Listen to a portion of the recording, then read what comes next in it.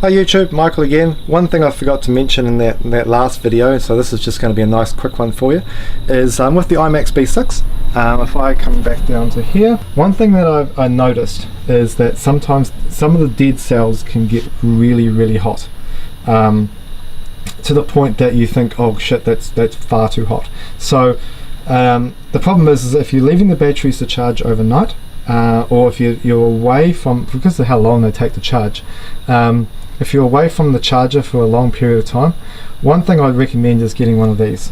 This is the temperature probe that plugs into the Imax B6. Plugs into the back here. If you flick across to the settings, and I can't remember which way it goes, there we go. Where is it? There. 40 degrees is what I've set the turn off to be, and currently it's at 24 degrees, which is just really above what the temperature is right now.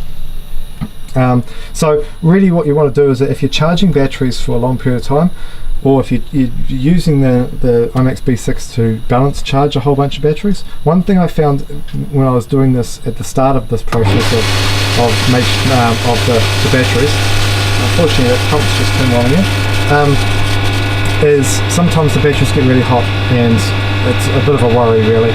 This thing costs almost nothing and could really save things from catching on fire or from worse. So get one of these, plug it into your Imax B6. Remember, when you're charging batteries, safety first. You don't want to kind of burn the house down. For me, burn the gouge down. What I found is, the other finding is that these ones up here, bit of a worry because I got these ones after the Imax V6, and I was wondering whether I would need a temperature probe to kind of go along this to make sure that none of these batteries up here, oops, here's the camera, none of these batteries up here would get too hot. What I've found is they don't, not to the same point as the Imax B6. When the Imax B6 is balance charging, sometimes if there's a dead cell for whatever reason, it must be the higher voltage across the cell for a long period of time, it just heats the cell up so much more than it does if you're single cell charging like I am up here. So get yourself one of these. Just thought I'd mention that. One of the things that I did, and I found it's really easy to use and it's far more beneficial, and it just gives you that peace of mind.